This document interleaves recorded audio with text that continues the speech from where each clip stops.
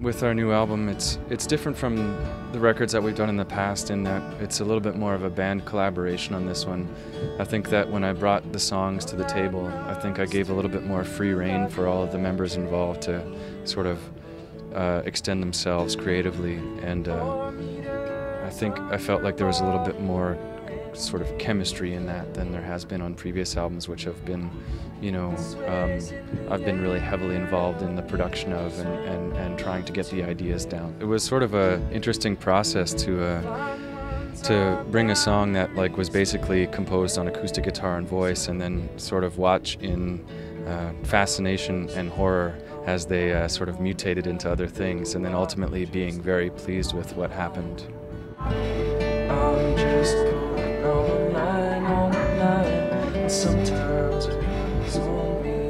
I've come to see making an album as a point on the map, you know, instead of a you know, the end of the world, you know, which is how I kind of saw it at the beginning. It's just a stop, it's a pause, and a record is that. It's a record, it's a document, you know, it's just a kind of a little snapshot of where you are at a certain period of time. In the end, I think we explored a lot of different acoustic spaces, particularly in the Thousand Islands region where we recorded a large part of the record. And doing location recording is always a huge obstacle, and it's always a huge challenge, and you have to take a lot of extra steps. And it's there's always a, you know, a larger